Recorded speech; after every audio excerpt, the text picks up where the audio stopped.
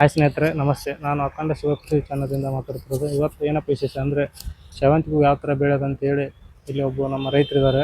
ಅವರು ಯಾವ ಥರ ಬೆಳೆದಿದ್ದಾರೆ, ಏನೇನು ಯಾವ ಥರ ಲಾಭ ಏನಂತೇಳಿ ಅವರು ಇದ್ದಾರೆ, ತಿಳ್ಕೊಂಡು ನಿಲ್ಲಿಸ್ತೀವಿ. ನಮಸ್ಕಾರ ಅಣ್ಣ. ನಮಸ್ಕಾರ, ಹೇಳ್ರಿ. ನಿಮ್ಮ ಪರಿಚಯ ಮಾಡಿಕೊಡ. ನಿಮ್ಮ ಹೆಸರು? ನಮ್ಮದು ಬಸವಲಿಂಗಪ್ಪ ನನ್ನ ಹೆಸರು. ಹಾಂ. ಹತ್ತಿಬೇಲೆ ಪಕ್ಕ ಮಂಚಿನಲ್ಲಿ ನಾನು ಇದನ್ನ ಲೀಸ್ ಹಾಕೊಂಡು ಮಾಡ್ತಾ ಇದ್ದೀನಿ ತೋಟ. ತೋಟ ಮಾಡ್ತಾ ಇದ್ದೀನಿ, ಶಾವಂತಿ ಹಾಕಿದ್ದೀನಿ. ಈಗ ಇದು ಯಾವ ಥರ ತಳಿ ಅಣ್ಣ? ಇದು ಶೆಂಟಿ ಅಲ್ಲ ಅಂತೇಳಿ. 3.25 ಎಕರೆ ಇದೆ. ಇದು 22,000 ಸಸಿ ನೆಟ್ಟಿದ್ದೀನಿ.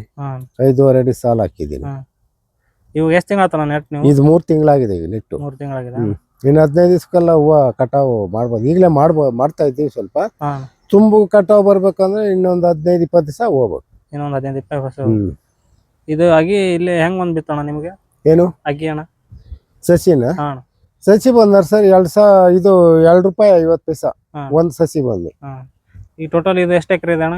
ಇದು ಟೋಟಲ್ 3.25 ಎಕರೆ ಶಾವಂತಿ ಇದೆ. ಫುಲ್ ಅಷ್ಟು ಶಾವಂತಿ ಎಟ್ ಎ ಟೈಮ್ ಅಷ್ಟು ಒಂದೇ ಟೈಮ್ ಹಾಕಿದ್ರ? ಒಂದೇ ಟೈಮ್ ಹಾಕಿದ್ವಿ. ಇದು ಟೋಟಲ್ ಅಗಿಗೆ ಎಷ್ಟು ಖರ್ಚಾಗಿದೆ ಅಣ್ಣ? ಈಗ ಇದಕ್ಕೆಲ್ಲ ಒಂದು 3.5-4 ಲಕ್ಷ ಖರ್ಚಾಗಿದೆ. ಬರೀ ನೀವು ಇಲ್ಲಿ ಈಗ ಆವತ್ತಿಂದ ಬೆಡ್ ಹಾಕಿ, ಪೇಪರ್ ಹಾಕಿ, ಅದಕ್ಕೆ ಒಳಗಡೆ ಲಾಗೋಡ್ ಹಾಕಿ, ಆಮೇಲೆ ಸಸಿ ನೆಟ್ಟು ದೊಡ್ಡದು ಮಾಡ್ಬೇಕು. ಇವಾಗ 4 ಲಕ್ಷ ರೂಪಾಯಿ ಖರ್ಚಾಗಿದೆ. ಈಗ ಇದು ಎಷ್ಟು ದಿನ ಆತಾನ ಈಗ ಹಾಕಿ? ಇದು ಹಾಕಿ 3 ತಿಂಗಳಾಗಿದೆ. ಈಗ ಎಷ್ಟು ದಿನ ತಿಂಗಳಿಗೆ ಬರ್ತಾನೆ ಇದು? ಫುಲ್ ಕಟಾವ್ ಅಂದ್ರೆ ಒಂದ್ 4 ತಿಂಗಳು ಬರುತ್ತೆ. ಸ್ಟಾರ್ಟ್ ಆಗೋದು ಫುಲ್ ಕಟಾವ್ ಫುಲ್ಲು ಗಿಡ ತುಂಬಾ ಹೂವು ಬರ್ಬೇಕಂದ್ರೆ 4 ತಿಂಗಳಾಗುತ್ತೆ. ಸ್ಟಾರ್ಟ್ ಆದ್ಮೇಲೆ ಎಷ್ಟು ತಿಂಗಳು ಬರ್ತಾನ? ಗಿಡ ರೋಗ ಇಲ್ದಿರ ಇದ್ರೆ ಒಂದ್ 2 ತಿಂಗಳ ತನಕ ಹೋಯ್ತದೆ. ರೋಗ ಬಿದ್ರೆ 1 ತಿಂಗಳ ಒಳಗೇನೆ ಖಾಲಿ ಆಗುತ್ತವೆ. ನಾವು ಹೆಂಗ್ ಮೇಂಟೆನೆನ್ಸ್ ಮಾಡ್ತೀವಿ ಆ ತರ ಮೇಂಟೆನೆನ್ಸ್ ಆ ತರ ಮಾಡ್ತೀವಿ. ಇದ್ರದ್ದು ಏನಾದ್ರು ವಿಶೇಷ ಈ ತಳಿದು ಇದೇನಾಗಿದೆ ಅಂದ್ರೆ, ಈಗ ಇದು ಬೆಲೆ ಜಾಸ್ತಿ ಐತೆ. ಹೂವ ಬೇರೆ ತಳಿಗಳು ಇಷ್ಟು ಬೆಲೆ ಇಲ್ಲ. ಕಾರಣ ಏನಪ್ಪಾ ಅಂದ್ರೆ, ಎಲ್ಲ ವಿಲ್ಟ್ ಬಂದು ಹೊಟ್ಟೋತಾವೆ ಗಿಡಗಳು. ಸಸಿ ನೆಡಷ್ಟೊತ್ತಿಗೆ ಎಲ್ಲ ಒಂದೊಂದೇ ಸತ್ತೋತಾವ ನೋಡ್ರಿ. ಅಲ್ಲಿ ಕಾಣ್ತಾವಲ್ಲ, ಆ ತರ ಆಗೆಲ್ಲ ತೋಟನೇ ಬರ್ನ್ ಆಗ್ತಾ ಇದೆ. ಅದರಿಂದ ಇದ್ರ ಮೇಲೆ ಸ್ವಲ್ಪ ಗಾಸಿ ಬಿದ್ದು ಉಳಿಸ್ಕೊಂಡ್ರೆ ಸ್ವಲ್ಪ ದುಡ್ಡು ಆಗ್ತದೆ. ಅದಕ್ಕೆ ಇದ ಮೇಲೆ ಹೋಗೋದು ನಾವು. ಈಗ ಇದಕ್ಕೆಲ್ಲ ಟಾನಿಕ್ ಎಲ್ಲ ಬಿಡ್ತಾ ಇದೀವಿ. ಇವಾಗ ನಾನು ಇದಕ್ಕ ಸ್ಟಾರ್ಟಿಂಗ್ ಬೆಡ್ ಅಲ್ಲಿ ಹಾಕಿದ್ದು, ಇಂಡಿಗಳು ಗೊಬ್ಬರಗಳು ಹಾಕಿರೋದು. ನೆಕ್ಸ್ಟ್ ಆಮೇಲೆ ವಿಲ್ಟ್ ಸಮಸ್ಯೆಯಿಂದ ಗೇರ್ 1 ಗೇರ್ 2 ಅಂತ ಹೇಳ್ಬಿಟ್ಟು 5 ಲೀಟರ್ ಕ್ಯಾನ್ ಬರ್ತದೆ. 1 ಎಕರೆಗೆ 1 ಕ್ಯಾನ್. ಅದು 5 ಕೋರ್ಸ್ ಬಿಡ್ಬೇಕು. ಅದನ್ನ ಗೇರ್ 1 ಫಸ್ಟ್, ಗೇರ್ 2, ಗೇರ್ 3 ಅಂದ್ರೆ ಒಂದೊಂದ್ ಬಾರಿ 5 ಹೊಡಿಬೇಕು. ಒಂದೊಂದ್ ಕ್ಯಾನ್ 1 ಎಕರೆಗೆ 5 ಲೀಟರ್ ಬಿಟ್ಕೊಂಡು ಹೋಗ್ತಾ ಇರ್ಬೇಕು. ನೆಕ್ಸ್ಟ್ ಇನ್ನೇನು ಫರ್ಟಿಲೈಸರ್ಸ್ ಏನು ಕೊಟ್ಟಿಲ್ಲ. ಕೊಟ್ರೆ ಗಿಡ ಸಾಯ್ತದೆ. ಇದೆಲ್ಲ ಡ್ರಿಪ್ ಹಚ್ಚಿದೆ ಅಣ್ಣ? ಡ್ರಿಪ್ ಹಚ್ಚಿದೆ. ಎಲ್ಲ ಡ್ರಿಪ್. ನೀರ್ ಎಷ್ಟು ದಿನಕ್ಕೊಂಡ್ಬಿಡ್ತೀರ? ನೀರು ಇದು ಏನು, ನಾನು ದಿವಸ ತಪ್ಸಿ ದಿವಸ 1/4 ಅವರ್ ಬಿಡ್ತೀನಿ. ಡೈಲಿ ಒಟ್ಟು ಅರ್ಧ ತಾಸು? ದಿವಸ ತಪ್ಸಿ ದಿವಸ. ಒಟ್ಟು ಒಂದಿನ ಬಿಟ್ಟು ಒಂದಿನ 1/4 ಅವರ್ ಬಿಡ್ತೀನಿ. ಈಗ ಬೇರೆ ಯಾರು ಬೆಳಿಬೇಕಂದ್ರೆ ಯಾವ ತರ ಬೆಳಿಬೇಕಂತ ಹೇಳ್ತಾರಣ್ಣ? ಏನಿಲ್ಲ, ಉಳ್ಮೆ ಮಾಡ್ಬೇಕು. ಆದಷ್ಟು ಕೊಟ್ಟಿಗೆ ಗೊಬ್ಬರ ಕೊಟ್ರೆ ಇನ್ನೂ ಒಳ್ಳೇದು. ಎಲ್ಲ ಹೊಸ ನೆಲ ಇದ್ದು ಕೊಟ್ಟಿಗೆ ಗೊಬ್ಬರ ಕೊಟ್ಟು, ಸ್ವಲ್ಪ ಹಿಂಡಿ, ಹೊಂಗೆ ಹಿಂಡಿ, ಬೇವಿನ ಹಿಂಡಿ ಅದೆಲ್ಲ ಹಾಕಿ ಆಮೇಲೆ ಬದಿ ಕಟ್ಟಿ, ಆಮೇಲೆ ಪೇಪರ್ ಹಾಕಿ ಹೇಳಿದ್ರೆ ಸ್ವಲ್ಪ ಕ್ವಾಲಿಟಿ ಬರುತ್ತೆ. ಎಲ್ಲ ಇದಿರ್ತದೆ. ಆಮೇಲೆ ನ್ಯಾಚುರಲ್ ಗೊಬ್ಬರ ಹಾಕಿದ್ರೆ ಚೆನ್ನಾಗಿ ಬರ್ತದೆ. ಆತರ ಕೊಟ್ಟಿಗೆ ಗೊಬ್ಬರ ಕೊಟ್ರೆ ಗಿಡ ಬೆಳೆ ಚೆನ್ನಾಗಿ ಬರುತ್ತೆ. ಸಾಯೋದಕ್ಕೆ ವಿಲ್ಟು ಕಮ್ಮಿ ಆಗುತ್ತೆ. ಕೊಟ್ಟಿಗೆ ಗೊಬ್ಬರ ಬೆಳಿಬೇಕು. ಈಗ ಅದು ಯಾಕೆ ಆತರ ಬಾಡಿದೆ ಅಣ್ಣ ಹೂವು? ಅದೇ ವಿಲ್ಟು ಸಮಸ್ಯೆ ಅಂತ ಹೇಳಿಲ್ವಾ? ಅದು ನೆಲದಲ್ಲಿ ಏನೋ ಸಮಸ್ಯೆ ಇದೆ.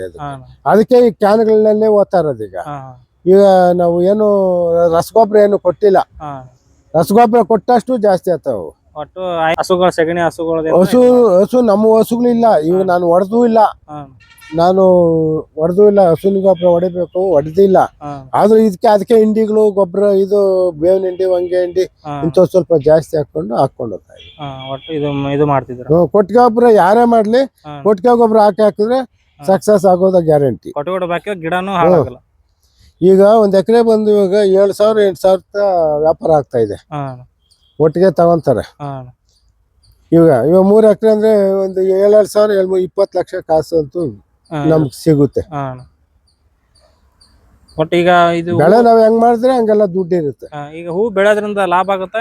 ಲಾಭ ಇದೆ. ಲಾಭ ಇದೆ. ಲಾಭ ಇದೆ. ಒಟ್ಟು ಇದು ಮಳೆಗಾಲ ಸೀಸನ್ ಅಲ್ಲಿ ಬೆಳೆದ್ರೆ ಚಲೋ ಮಳೆಗಾಲ ಇನ್ನು ಡಿಸೆಂಬರು ಜನವರಿಯಲ್ಲಿ ಹಾಕಿ ರೈಟ್ಗಳು ಹಾಕಿ ಬೆಳೆದ್ರೆ ಎಷ್ಟು ಬೇಕಾದ್ರೆ ದುಡ್ಡು ಗುಡ್ಡ ಹಾಕ್ಬೋದು. ಈಗೆಲ್ಲ ಸಂಕ್ರಾಂತಿ ಅಷ್ಟಂತೇಳಿ ಫುಲ್ ಜೋರ್ ಇರ್ತೀವಿ. ಸಂಕ್ರಾಂತಿ ಇಲ್ಲ, ವರಮಹಾಲಕ್ಷ್ಮಿ ವರಮಹಾಲಕ್ಷ್ಮಿ ಹಬ್ಬ ನೀವು ವರಮಹಾಲಕ್ಷ್ಮಿ ಹಬ್ಬ ವಿನಾಯಕನ ಹಬ್ಬದ ಅಷ್ಟೊತ್ಕ ಕ್ಲೋಸ್ ಆಗ್ಬೇಕು. ಆಮೇಲೆ ರೇಟು ಹೇಳಕ್ ಆಗಲ್ಲ. ಒಟ್ಟು ಗಣೇಶ ಹಬ್ಬ ವರಮಹಾಲಕ್ಷ್ಮಿ ಹಬ್ಬದಾಗ ಬೇಡಿ ಜಾಸ್ತಿ. ಗಣೇಶ ಹಬ್ಬದೊಳಗಡೆ ಕ್ಲೋಸ್ ಆಗ್ಬೇಕಿದು. ಆ ತರ ಗಿಡ ಹಾಳಾಗೋತವೆ. ಈಗ ಅದಕ್ಕೆ ಏನ್ ಮೇಂಟೈನ್ ಅದಕ್ಕೇನು ಮಾಡಕ್ ಆಗಲ್ಲ. ಇವಾಗ ನೋಡಿ ಆರ್ಗ್ಯಾನಿಕ್ ಎಲ್ಲ ಬಿಡ್ತಾನೆ ಇದ್ದೀನಿ, ವಾರ ಬಿಡ್ತಾ ಇದ್ದೀನಿ. ಇವಾಗ ಅವನ ಔಷಧಿಗಳೇನೆ ಅದು 70,000 ರೂಪಾಯಿ ಔಷಧಿ ಬಿಟ್ಟಿದ್ದೀನಿ. ಏನಕ್ಕೆ? ಗಿಡ ಸಾಯ್ದಿರ ಇರ್ಲಿ ಅಂತ. ಅಂದ್ರೂ ಒಂದೊಂದು ಕಂಟ್ರೋಲ್ ಮಾಡಕ್ ಆಗ್ತಾ ಇಲ್ಲ. ಹಂಗೂನು ನಿಲ್ತಾ ಇಲ್ಲ. ಅವ್ ನೋಡಿ ಈಗೂ ಬಿಟ್ಟಿದ್ದೀನಿ. ಇವಾಗ 8 ಲೀಟರ್ ಅದ್ಯಾವ್ದೋ ಪುಣೆಯಿಂದ ತರಿಸಿ ಅದೇ ಡ್ರಿಪ್ ಅಲ್ಲೇ ಬಿಡ್ತೀರಾ? ಡ್ರಿಪ್ ಅಲ್ಲೇ ಬಿಡೋದು. ಎಲ್ಲ ಭೂಮಿಯಲ್ಲಿ ಎಲ್ಲ ಹೋಗ್ಬೇಕು.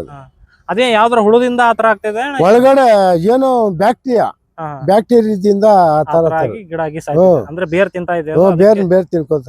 ಆಮೇಲೆ ಏನಂದ್ರೆ ಹಾಕಿದ್ಕೆ ಹಾಕಿದ್ರೆ ಅದ್ರ ಅಂಶ ತಗೊಂಡ್ಬಿಟ್ಟಿರ್ತದೆ. ಇದು ಹಾಕಿದ್ಕೆ ಹಾಕಿದ್ರೆ ಅದ್ರಲ್ಲಿ ಸ್ವಲ್ಪ ಗಿಡ ನಿಲ್ಲೋದೇ ಕಾಸೆ. ಇದು ಹೊಸ ನೆಲ. ಫಸ್ಟ್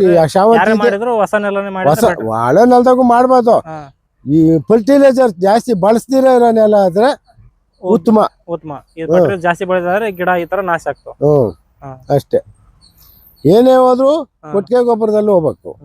ಯಾವುದೇ ಬೆಳೆ ಹೋದ್ರು ಕೊಟ್ಟಿಗೆ ಗೊಬ್ಬರದಲ್ಲಿ ಹೋದ್ರೆ ಅದ್ರ ಮಜಾನೇ ಬೇರೆ. ಇದು ಈ ತಳಿ ವಿಶೇಷ ಏನಣ್ಣ? ಹೂವು ಇದು ಸ್ವಲ್ಪ ಬಾಡಲ್ಲ.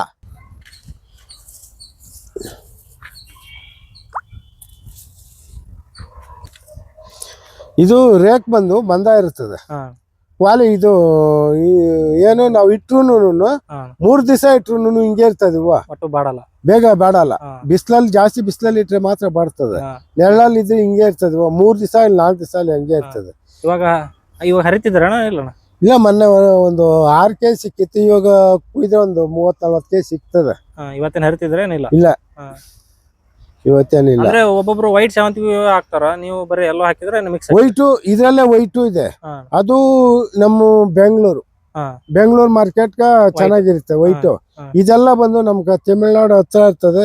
ಇದು ಇಲ್ಲಿ ನೀರ್ ಹತ್ತಿ ಬೆಲೆ ತಮಿಳ್ನಾಡು ಚೆನ್ನಾಗಿ ಅಳಿಯುತ್ತೆ. ಎಲ್ಲೋ ಅಳಿತದೆ.